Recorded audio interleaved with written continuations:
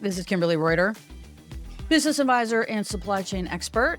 And welcome back to my podcast, The Morning Mood. And we are here for our final episode with Thorsten Runge about EU logistics and building. I want to call this out because I think maybe we've been glossing over this just a little bit.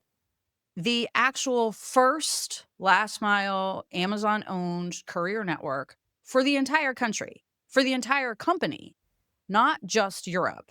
Amazon wasn't doing this at all until it was built in the UK. And Thorsten is going to tell us how what he built scaled and lives on in what we see today in e-commerce in general. So welcome back, Thorsten. Thank you for being here for our final episode on EU logistics. So tell us what happened. So you signed off in the UK, getting ready to jump into Germany. And how did what you build live on?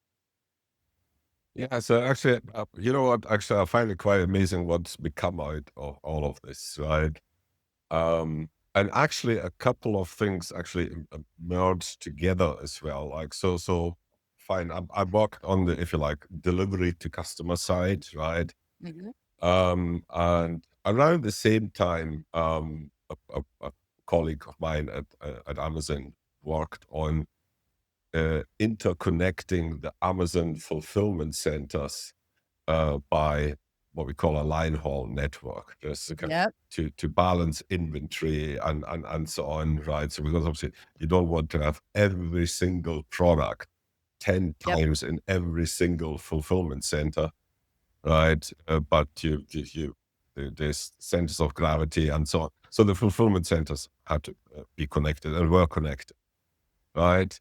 Um, and that, for example, the delivery side to customer in combination, then Amazon learned to operate trailers by doing this, Right. trucks and trailers, right? Right. So So we're going from minivan, we're going from basically sprinter vans, what we call sprinter vans, yeah, with a driver and a warehouse, one warehouse, to warehouses all over Europe. You're actually driving trailers now. We're moving inventory, we're doing redistribution of inventory. So we've gone pretty big. yeah, absolutely. And Yeah. these two things together, today this is known in Europe as Amazon Logistics, Yes. right? So as part of this is you tied together the moving of inventory with the last mile delivery? Yeah, yeah, because Okay, so tell us more. yeah, so if you're running trailers anyway and doing last mile delivery, you may as well use those truck and trailer or trailer assets for to supply delivery depots and so on, right? Right. Today in Europe, there's this big beast, and I don't mean that in a negative way. This big beast that is called Amazon Logistics, and they do Yeah. everything. They do everything, right? And that actually even like has Amazon put on the map big time, for example, also for hardware, as in vehicle suppliers, right? There's Tell us more about that. I was in at an exhibition in Munich, logistics exhibition, Yep. a couple of weeks ago, right? And I met someone from a major trailer rental company, who I know very well. And we talked, right? And it turned out that that trailer rental company or leasing company, right, is supplying trailers to Amazon, right? Yeah. And so I was out of curiosity asked like, so how many trailers do you have with Amazon, right? And I will not give a number, obviously, in here, Give us a range. but so I thought it was a couple of thousand. Yeah, boy, was I wrong. Really? So let's see. Tens of thousands? Hmm? Are we in the tens of thousands? Behind the tens of thousands. Right. Wow. So yeah, and that's obviously yeah, really it's put Amazon on the map. It's put Amazon on the map for buying vans or leasing vans for deliveries. for just running their own logistics company. And first of all, there wasn't really any other e-commerce company, 2009, 2010. We were kind of competing back then with the sort of individual niche e-commercers, if I recall correctly, like Newegg. And in Europe, we were kind of focused on product groups at that time, and focusing on our competitors around product groups. And that's how Amazon was growing worldwide. So the company was changing pretty drastically back then. Um, and I just completely lost my train of thought. I don't know where I was going with that. What did you say right before I started speaking? Uh, Well, oh, you were buying trucks. That's why it was tens and thousands of trucks. Okay, yeah. So, all right, pick back up. Sorry, guys. So at the time, there wasn't really another e-commerce company that was trying to sell everything, right? Amazon was really picking at the niche e-commerce sellers like electronic sellers or home goods sellers. They were kind of taking them on individually. Zappos with shoes. They've been trying to get into that fashion world forever. Shopbop. So that's kind of how they were moving around at the time.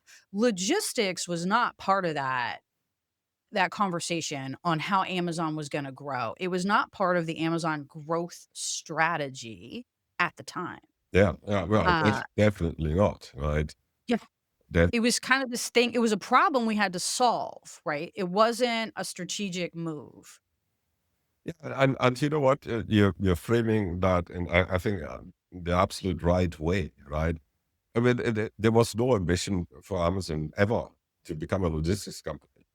There was No, only the ambition to deliver reliably and fast and predictably whatever someone might want to buy on the Amazon website, right? yeah, That that that ambition is, I think, it's never changed, right? And no, it just turned out that having an owned logistics organization uh, was the best way to do that, right? And that still seems to be the case today, because otherwise, um, the Amazon fleet of vehicles and trucks, trailers, vans wouldn't be growing.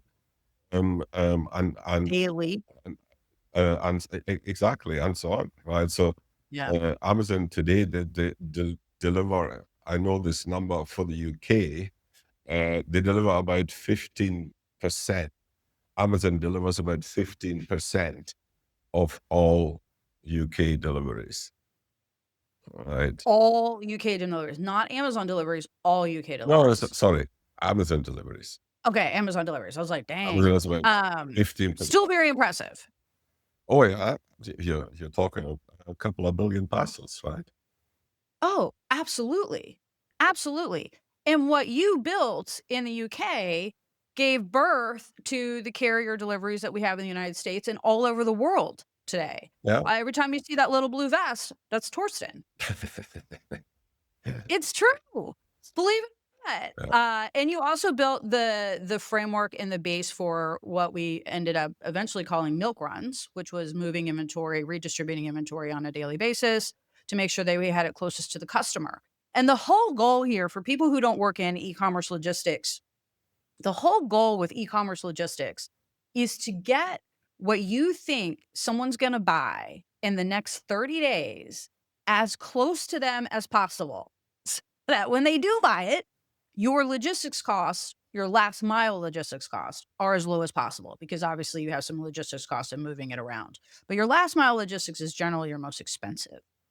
So that is the goal of e-commerce logistics and that's why moving inventory around, having predictive analytics and all this kind of stuff is very important, especially to a company like Amazon, where they move billions and billions and billions of packages, and cost matters. Yeah. Yeah. Yeah. Absolutely. And I think you said it in an earlier podcast too, Torsten, is that, the faster you run, the faster you make mistakes. And so when you look at a company like Amazon and we talk about scale, right? And them delivering billions of packages, a penny matters. Yeah, absolutely. Right. Yeah. A And, half a and penny then, matters. and then, and then, it's not a side note, but actually was because it is pretty important, right? So we started the deliveries, and obviously that got press coverage Yep. and got out in the industry. And then guess who was knocking on my door pretty loudly and frequently? Ooh. Yeah, so all the carriers. So Ah. Royal Oh, Mail. wait. Oh, let's talk about this. We haven't talked about the whiplash that So happened. that So is all actually these carriers that were like, "No, no, no, go away. I don't want to talk to you." uh, All of a sudden, yeah, exactly, right. And they reacted in quite a different ways, right? So some okay. said, "Look, okay, sorry, we apologize. We have underestimated you again. Um, how can we, Again. whatever, um, not reestablish because we still had relationships with all of Yeah. them. How And can we get back to how your can good we move graces? forward, right? Because Yeah. of course they were worried about like ending up with nothing at some point, Right, which is where it's going. right? So that was one kind of reaction, and sometimes there were reactions as well. Some carriers regarded this launch of deliveries by Amazon as a declaration of war, War. I remember that a right? lot. I remember Um, that there was a big push, not a there was a big pushback, if I recall correctly. It was significant with the carriers that were like, "You can't do this." yeah, yeah, absolutely. Yeah, And yeah, so that obviously, and the more the delivery network grew, the more of either they got one upset. of these reactions you had, Began to happen. and and Yeah, uh, and obviously, well, we kind of Amazon needs the carriers still today, obviously, yeah, and I think that will be the case for the foreseeable future, yeah. right? And so you have to keep the balance, right? So you had to balance it out with and I think if I recall correctly, I know this happened in the US too. Eventually there became a point where carriers didn't want to work with Amazon. They were like, "No, we're not going to innovate.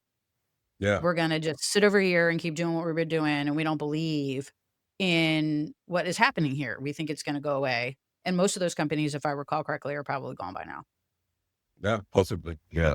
Yeah, because they didn't jump on board with this whole new program. So what you built completely changed the landscape of last mile delivery for e-commerce worldwide. So, we want to talk about how this lives on today. So, every country in the US, almost in the world, almost has their own Amazon courier delivery network, correct? I'm not so sure about Close. every country in the world, but Very all the big ones, major e-commerce all the networks. major countries have deliveries by Amazon today, Yep. right? Yeah.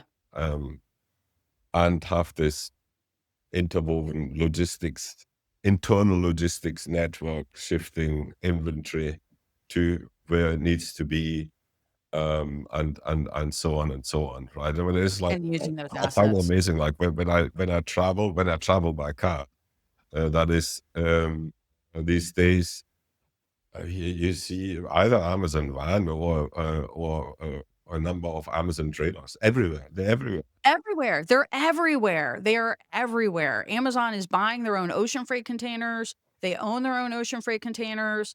I see a Amazon steamship line in our future. I really do. Amazon, if you're thinking about this, please call me. Um, I have plans, I have thoughts. And so, it did. This gave birth to the whole Amazon owning their last mile, owning their own logistics, and the whole gig economy that came along with this. It changed the landscape of e-commerce for sure. Amazon outgrew FedEx, DHL, and UPS, and they had to do something.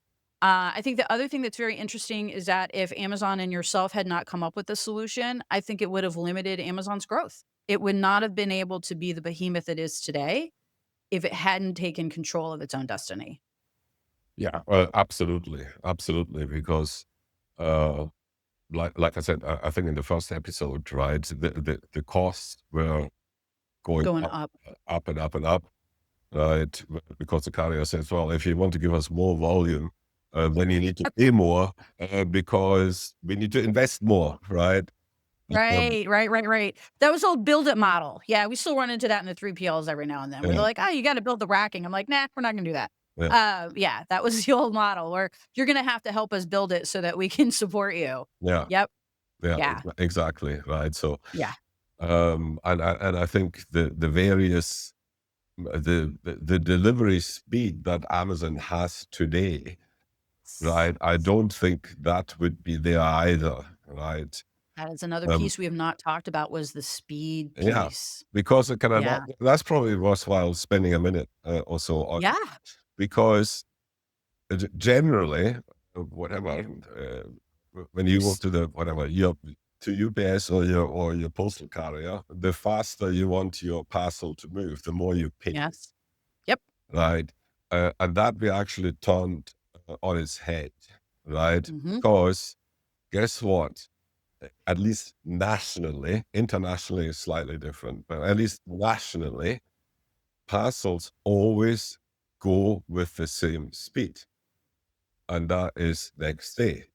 Yeah. Because if you want to hold parcels somewhere to delay them, you need to build storage, and that costs money.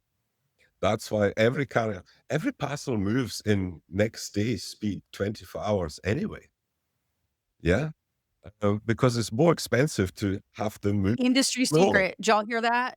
It it's all moving at next day speed anyway. Yeah. Right. So, and that's why It's we true. don't. I never thought about it because if you don't keep it moving, you gotta put it somewhere. Yeah, exactly. And that costs money. Yes. Right. I never even put those 2 things together. That's Right. So, amazing. Yep. and that's what we said as well. So, because we had discussions with the carriers and I said, look, we need everything to move next day. And they said, yeah, Yeah. cost double. Right. And I didn't say it, but I thought like, no, it doesn't. Bullshit. Right. So it really accelerated the delivery speed. It did. Yeah. Yeah, and I that was the other thing. I mean, it opened us up for same day delivery. Yeah. Absolutely. Yeah, because that was not available. And next day delivery Yeah. and 2-day Prime and all of these other things that we could start to have confidence in, that, when we were relying on other networks that we maybe didn't always have confidence in. Yeah. And we battled with it. Amazon started to build its own backup plan. And, I think I just said it. I kind of amazed myself there. It took control of its own destiny is what Amazon did. Yeah. It's every time we hit a roadblock, a bump in the road, or a pothole, we went, okay, we need to fix that. And That's, that's just how Amazon operated. yeah. Was like, all right, we're gonna fix that. We're not gonna buy it. We're not gonna shoo it under the rug. We're not gonna get somebody else to fix it. We're gonna fix it. And then it just grew and grew and grew and grew into what you see today, which is Amazon Logistics, Amazon Global, Amazon International, all of these businesses, Amazon Private Label. We're going to talk about that in an upcoming episode. I'm super excited about that. Um, these were all problems that Amazon was trying to solve. And it did so. Yeah. And did solve. And I think that's the beauty, and when people look at Amazon and they say, "How does this company continue to grow, diversify, and become the" I believe we are the biggest employer in the world. I haven't checked that fact again lately. I heard Walmart might be edging in on us, but how does a company do that and sustain that for 30 plus years? And it is because Amazon solves problems. They don't make money, they solve problems. Yeah. Yeah, that's the focus is always on solving a problem. It is not on margin. Definitely. And you know what? Every position or contract or whatever I've worked on since, I still approach everything in that way, right? Yeah, Because I think it's a great filter, yeah. right? To filter out what's um, beneficial for a company and what isn't. Yeah.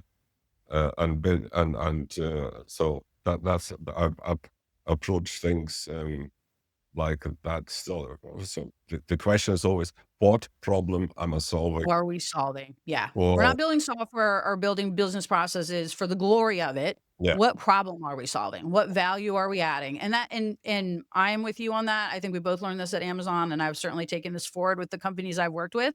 And it is not always a very popular opinion. I've certainly locked horns with many developers on this, is that building software for software's sake and for the glory of it is a complete waste. Unless you're solving a problem, it's a waste. Yeah. And, Yeah. and, and I don't care how complex your code is. I don't care how beautiful it is. I don't care how, fantastic you think your idea is. If it's not actually solving a problem, you're wasting you're wasting money. You're wasting corporate resources. yeah, absolutely. Yeah. And a lot of companies are very, very good at that. Yes. Please. The glory projects, as I like to call them. Amazing story, Thorsten. Fantastic. I am so excited that we captured this amazing story on how Amazon even started logistics, owning its own logistics and building its own logistics network. This is the very beginning. It started in the UK. And thank you so much for sharing this amazing story. I hope to have you back again in the future to talk about more EU stuff. But thank you. Would you like to leave our audience with anything before we sign off? Well, I hope, going with the problem solving thing, yeah, I hope it's been worthwhile for the audience, right? And perhaps given someone a little nudge here or there and saying, Yep. yeah, actually, I need to focus on the problem, right? Yeah. So if it's this episode has done that, then I'm happy. Yes. This is not our glory project. I will say that. Somebody asked me about the podcast. I just did an episode on why I'm doing this podcast. And it is just what you said, is to share all of this knowledge and expertise that lives silently in all of our heads, in hopes that it inspires and helps someone else. This isn't intended to be a vanity project, which is why I don't do hair and makeup. But really is, I think that there is so much that happened in those early days at Amazon, and those stories just haven't been told. Yeah. Yeah. So thank you so much for doing this. I really appreciate it. Thank you to my audience for tuning in and listening to us. And we'll talk tomorrow. And thanks for having me.